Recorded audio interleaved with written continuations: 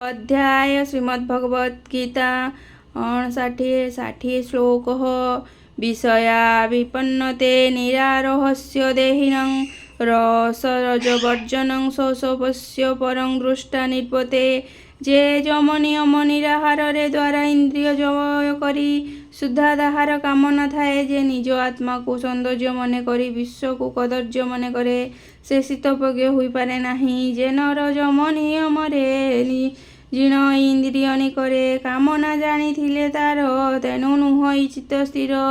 ଯେ ନିରାହାରୀ ଅଭ୍ୟକ୍ତି କରିଲେ ଇନ୍ଦ୍ରିୟ ନିବୃତ୍ତି ବିଷୟ ତୃଷ୍ଣା ତାର ଥାଇ ସ୍ଥିତ ପ୍ରଜ୍ଞାରେ ଜ୍ଞାନ ନୁହି।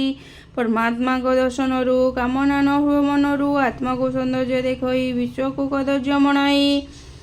ଯତତୋऽପି କୌନ୍ତେୟ ପୁରୁଷସ୍ୟ ବିପଚ୍ଛିତ ଇନ୍ଦ୍ରିୟାଣି ବର୍ତ୍ତନି ହନ୍ତି ପ୍ରଶଂସ ମନଃ।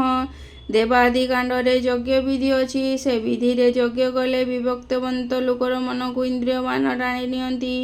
ଇନ୍ଦ୍ରିୟ ବଶ ହେବାର ବିଷୟ ରସରେ ମଜିଯାଏ ହେଉଛି ମୋର ଇନ୍ଦ୍ରିୟ ଗୁଣ। ଯେତେ ବିବେକବନ୍ତ ନର ବିଭକ୍ତ କର୍ମ ବିଧାନର ଯଜ୍ଞ କଲେ ବାରମ୍ବାର ଇନ୍ଦ୍ରିୟ କରେ ଅଧିକାର। ଇନ୍ଦ୍ରିୟ ପ୍ରବଳ ହୋଇ ନ ମନସ୍ଥ କରନ୍ତି ତା ମନ ବିଷୟ ରସେ ଟାଣି ନାନ୍ତି। ଜ୍ଞାନୀ ତା ଜାଣି ନ ପାରନ୍ତି ମନ ଇନ୍ଦ୍ରିୟ ଗୁଣ ଏହି ଗୁଣ ଅର୍ଜୁନ ମନ ଦେଇ